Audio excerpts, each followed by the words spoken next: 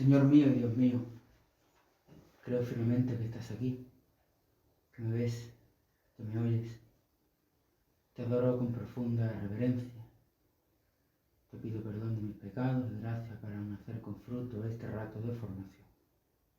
Madre mía Inmaculada, San José mi Padre y Señor, ángel de mi guarda, interceded por mí. Podemos sentar.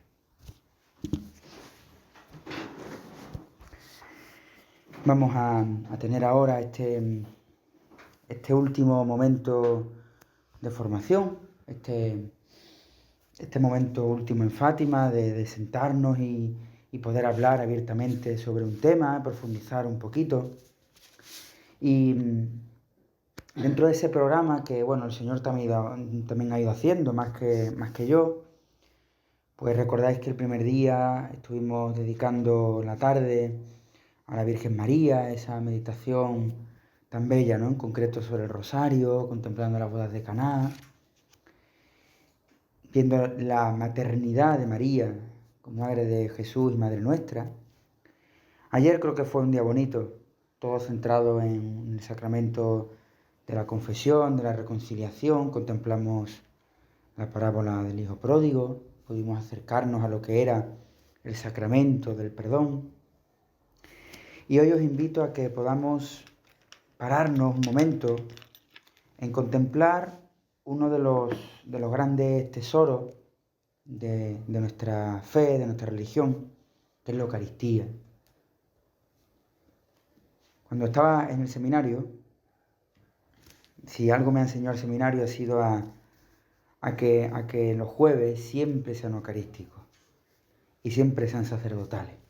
El seminario cuando llegaba el jueves, pues siempre había, aparte de que teníamos exposición al Santísimo, como en tantas parroquias, ¿no?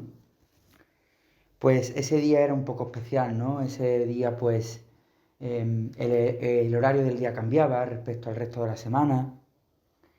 Siempre teníamos una comida un poco mejor, venían para comer vino, algunos entrantes, no todas las semanas.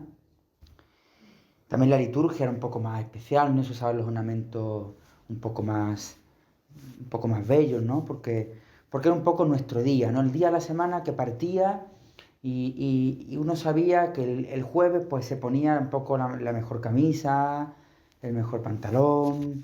Era dentro de la semana un poco como el domingo, ¿no? Ese día más especial. También os invito a que en las parroquias y los grupos, los propios cristianos, tengamos el jueves como el día de la Eucaristía. Y para poder acercarnos, ¿no?, a este misterio tan grande de la Eucaristía, os invito a que leamos uno de los pasajes también más conocidos de la Sagrada Escritura, el pasaje de los discípulos de Emaús. Como veis, los evangelios que hemos cogido en esta catequesis no son desconocidos, son profundamente escuchados una y otra vez, y releídos y rezados, ¿no? Pero, como siempre venimos diciendo, la palabra de Dios siempre es nueva, siempre es viva, siempre es eficaz. Os invito a que podamos pararnos a leer, a escuchar el Evangelio de los discípulos de Emaús y podamos profundizar en este misterio de la Eucaristía. Del Evangelio según San Lucas. Aquel mismo día iban dos de ellos a un pueblo llamado Emaús, que dista 70 estadios de Jerusalén, y conversaban entre sí sobre todo lo que había pasado. Mientras conversaban y discutían, el mismo Jesús se acercó a ellos y se puso a caminar a su lado. Pero sus ojos estaban como incapacitados para reconocerle.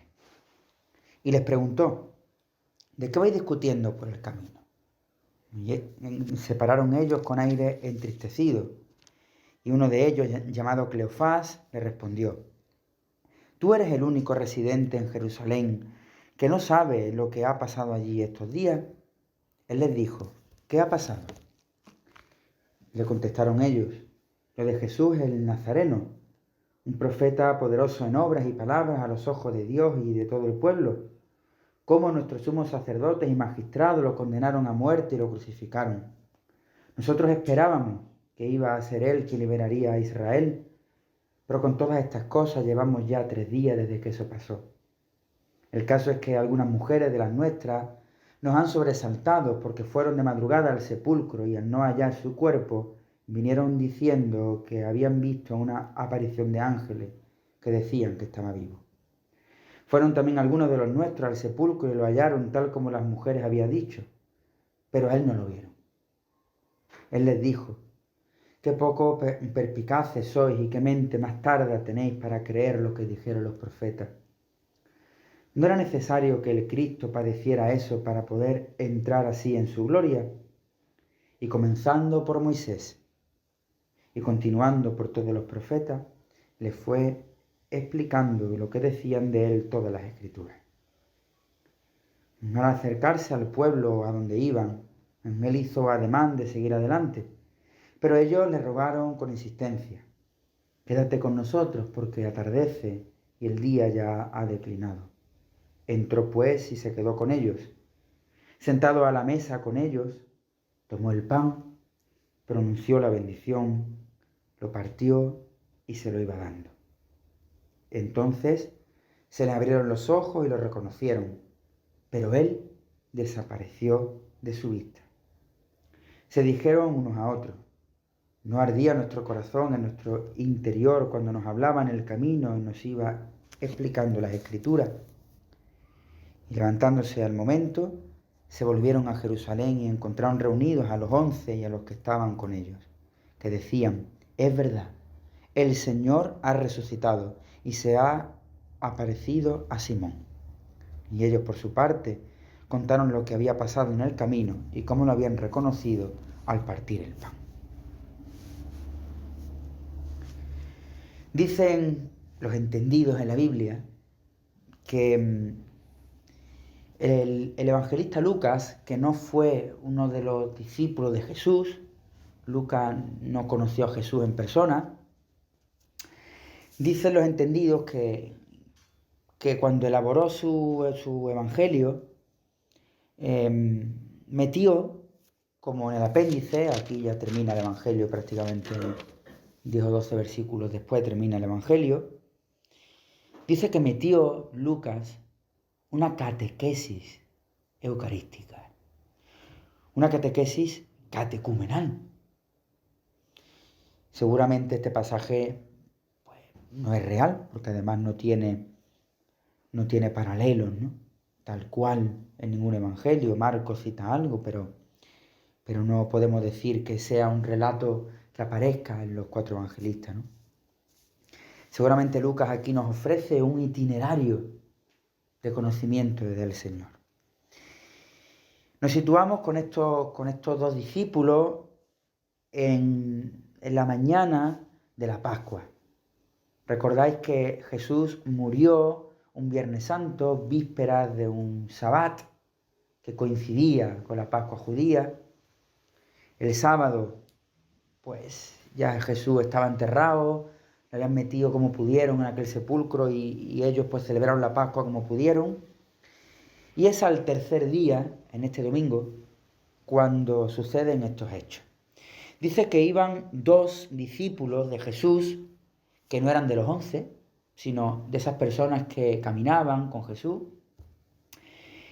Dice que iban de vuelta ya de Jerusalén a Emaús. Estos 2 discípulos podemos ser hoy tú y yo. Estamos en Jerusalén, en un sitio de encuentro, de celebración, de oración, como es Fátima, y volvemos a nuestro Emaús, a nuestra casa, a nuestro trabajo, a nuestro día a día. Digamos que este pueblo de Emaús puede ser hoy ese lugar donde vives, donde habitas, a tu familia, a tu casa, ¿no? Que dista 70 estadios. Y dice que volviendo, pues iban ellos conversando un poco acalorados. Y mientras conversaban y discutían ambas cosas a la vez, dice que el mismo Jesús se acercó a ellos y se puso a caminar a su lado.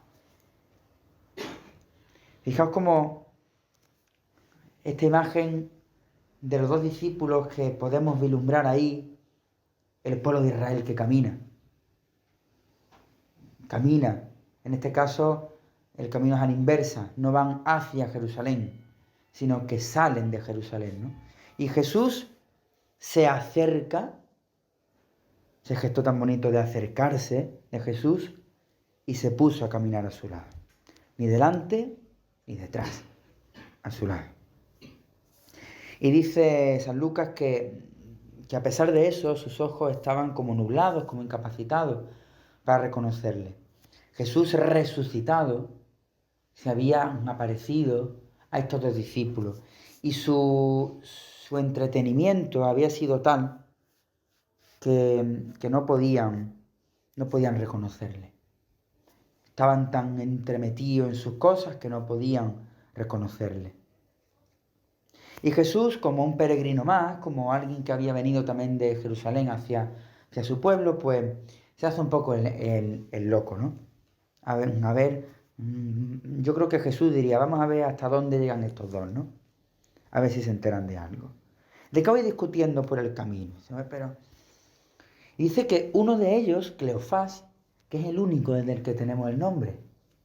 ¿Cómo se llamaría el otro? Quizás San Lucas no nos da el nombre del segundo para que puedas poner el tuyo o el mío. Para que tú seas uno de esos discípulos de Maús.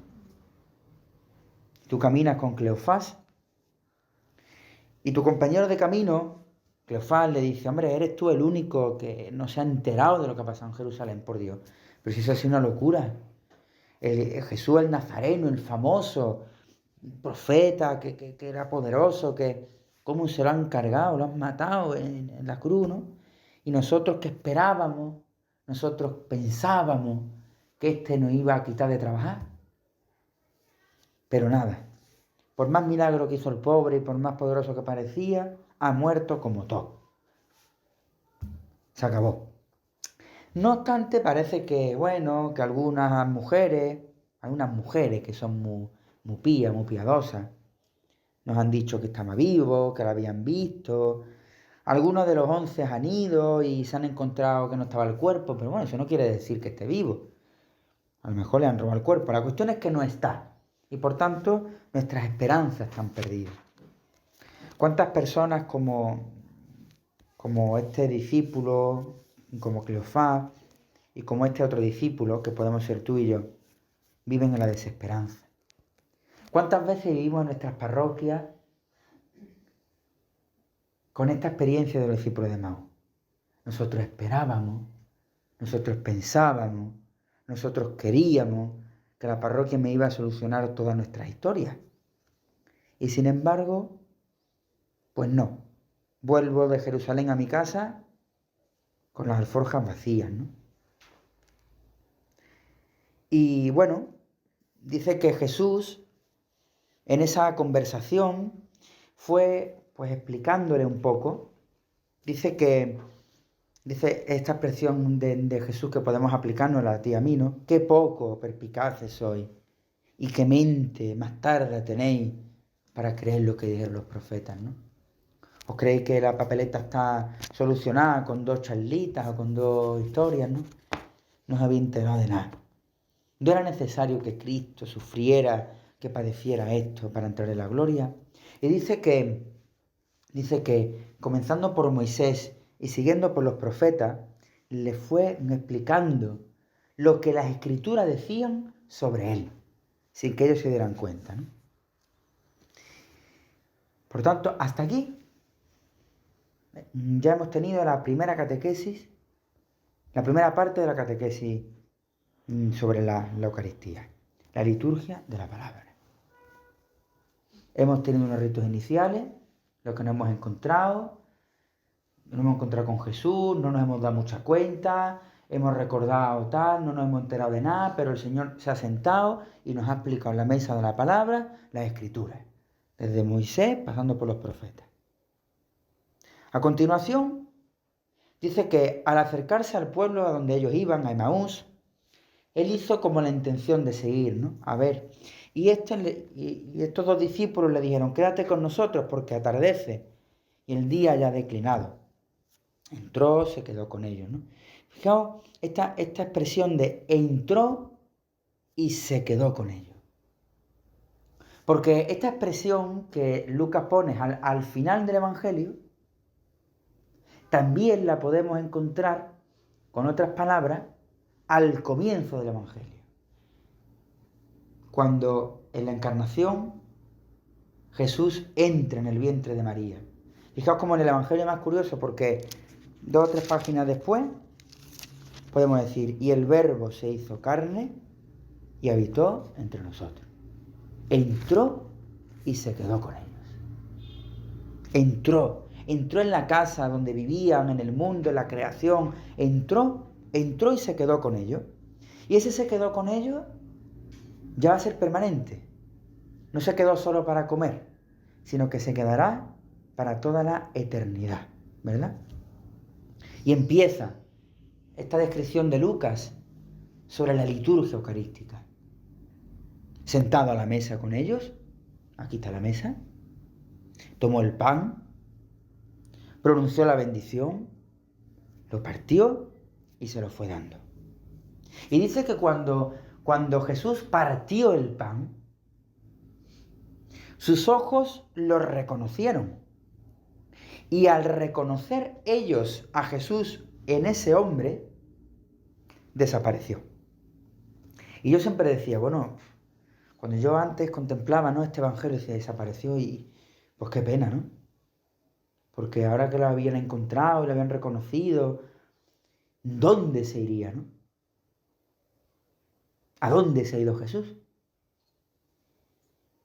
Se había ido a ese pan y ese vino. Esa presencia de ese hombre se había transfigurado en ese pan y en ese vino.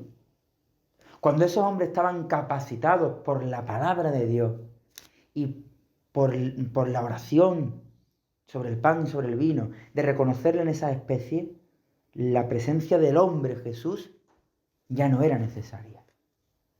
Lo reconocieron y desapareció a sus ojos, pero apareció en el pan y en el vino. Fijaos que aquí en ningún momento dice que comieran el pan, pero es evidente. Ellos comieron el pan, ellos bebieron el vino. Y viene una de las frases que para mí es un mantra, ¿no? No ardía nuestro corazón cuando nos explicaban las Escrituras. No ardía nuestro corazón cuando estábamos andando con este hombre, sin darnos cuenta de que era Él. Y ahora ya le tenemos para siempre. Ya hemos entendido que cada vez que cojamos el pan, lo bendigamos y podamos partirlo y repartirlo, estará presente en medio de nosotros. Y por último, lo que hace la Eucaristía es que, levantándose al momento, las palabras en el Evangelio son muy importantes, ipso facto, se volvieron a Jerusalén, se volvieron a la comunidad de origen. No se quedaron alrededor del pan y del vino, como diría el Papa, no en la mesa camilla, en esa mesa de sacristía donde nos calentamos y estamos muy piadosos, sino que corriendo se levantaron y volvieron a la comunidad de origen a decirles, Jesús ha resucitado, el Señor ha resucitado. Y se encuentran con que esa comunidad también lo ha experimentado y que se le ha parecido a Pedro y que también lo han visto, ¿no? Lo habían reconocido al partir el pan. Es uno de los evangelios más bellos, porque nos podemos identificar, porque nos podemos meter ahí, en ese segundo discípulo, y porque San Lucas, ya en el siglo I, nos hace una catequesis muy, muy sencillita sobre lo que es la misa. Sentarnos, escuchar la palabra y poder partir el pan para encontrar la presencia del Señor. Muy bien, pues ya tenemos la palabra de Dios que nos ha, digamos, iluminado, ¿no? Esta parte de la catequesis. Pero nosotros decimos, bueno, muy bien, para tener una síntesis, sobre lo que es la misa, la Eucaristía, ¿no? ¿Qué es la Eucaristía? Si tuviéramos que explicarle a alguien la Eucaristía, alguien que no sabe lo que es, ¿cómo podemos definirla? La Eucaristía es como si fuera una mesa que tiene 3 patas. La primera pata es la acción de gracia. La misa es acción de gracia. Eucaristos significa acción de gracia. ¿Y en qué damos gracia? La Eucaristía es el sacramento de nuestra salvación que se ha realizado en la cruz.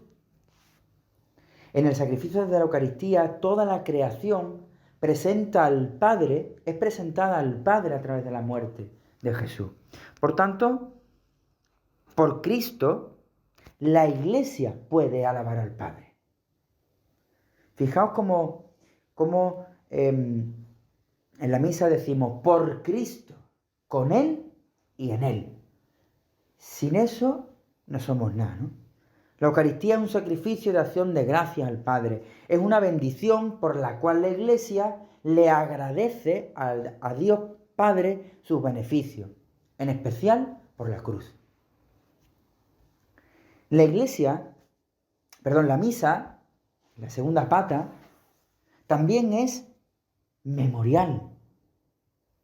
Es el memorial. ¿Por qué es memorial? Porque es el memorial de la Pascua de Cristo. Es el momento en el que actualizamos el sacrificio del Calvario. Actualizamos, ¿verdad? Es decir, es como si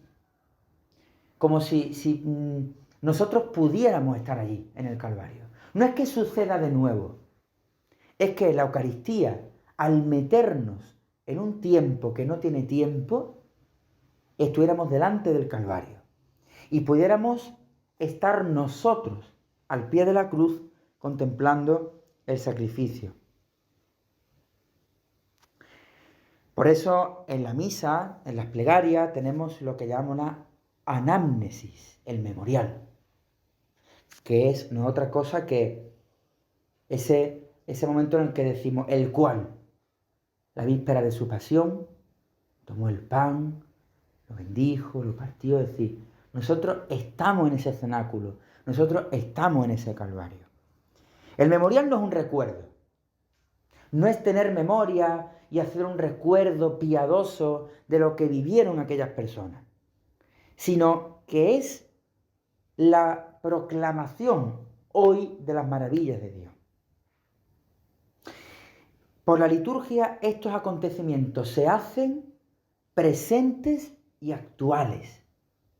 Por eso decimos, este es el cáliz de la alianza nueva y eterna, donde siempre se está actualizando esa alianza, ¿no? El memorial es la Eucaristía.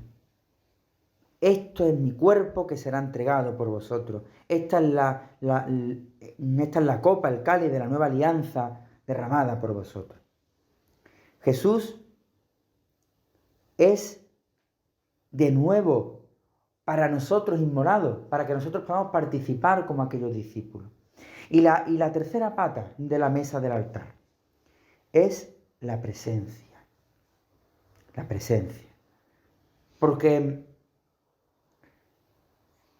como aquellos discípulos de Maús, la celebración de la Eucaristía permite que ese Jesús que murió en la cruz y que resucitó un día determinado, hoy siga presente en medio de nosotros, en el pan y en el vino. Cristo Jesús, que murió y ya está a la derecha del Padre, está presente de muchas maneras en su iglesia. En la palabra de Dios, en los pobres, en el prójimo, en los sacerdotes, en la vida. Pero el modo de la presencia de Cristo bajo las especies de la Eucaristía es singular. Es singular. Porque no está entremezclada con nada. Yo soy sacerdote y soy un alter Christus, soy otro Cristo, pero ese ser otro Cristo está mezclado con mi humanidad de hombre. En la Eucaristía, el pan ha dejado de ser pan. En el momento en el que se dice, tomáis, comed todos de él, este es mi cuerpo que será entregado por vosotros, ha sucedido la transubstanciación. Lo que significa que la esencia de pan y la esencia de vino han desaparecido. Y lo que vemos ya no es pan, ya es Jesús, Jesucristo. No es que sea Jesucristo en el pan, no es que sea Jesucristo y pan, sino que solo es Jesucristo. Esto es lo que nos diferencia de muchas confesiones luteranas y protestantes. Ellos creen en la consubstanciación. Es decir, que en ese pan está el pan al que viene Jesús. Y por tanto puede irse Jesús y quedarse el pan otra vez. Y lo consumimos con mantequilla y mermelada, porque no está Jesús ya. Nosotros, a diferencia de ellos, creemos que en el momento en el que el sacerdote pronuncia la consagración, esa especie de pan, de vino y de agua han quedado transformadas por la transubstanciación, no consubstanciación. Son términos teológicos. No son dos sustancias, sino que es una. Se ha transformado. Y ya no hay sustancia de pan, de vino ni de agua. Solo la sustancia de Dios Trinidad en la persona del Hijo. Por eso los católicos y los ortodoxos creemos en el sagrario. Porque cuando ha terminado la misa, la píxide, lo que sobra o lo que se consagra para los enfermos, no lo tenemos guardado en no sé qué sitio. Tenemos esa presencia de Jesús en la iglesia. Muy bien, pues aquí tenemos ya un poco una síntesis, ¿no? De esta presencia se deriva el culto, la Eucaristía. Es evidente, ¿no? Como Cristo se ha quedado presente en el pan, debemos de rendirle un culto, porque tenemos a Dios con nosotros. Tenemos a Dios, como decimos, en la palabra de Dios, en los pobres, en la oración, pero tenemos a Dios mismo, ipse Christus, el mismo Cristo en el sagrario. Por tanto, la cúspide de la experiencia cristiana está en el sagrario. Recordad que decíamos ayer que la Iglesia tiene dos manos, la misericordia y la Eucaristía. Y por ahí tenemos que ir trabajando por el mundo, ¿no? A través de la misericordia llevar a la gente al sagrario y desde el sagrario llevar a la gente a su propia miseria para que encuentre la misericordia de Dios. Muy bien, pues yo creo que le damos gracias a Dios por este ratillo. Y ahora, pues, sobre todo nos damos cuenta de que la gran catequesis eucarística es la misa. Por tanto, vamos a celebrar tranquilos la misa, vamos a fijarnos en cada gesto. Voy a intentar celebrar muy tranquilo para que podamos fijarnos en cada gesto, en cada postura vuestra y mía, en cada silencio, en cada palabra, porque es Jesús el que va a transformar el pan y el vino en el cuerpo y la sangre, como lo hizo a estos discípulos de Emaús.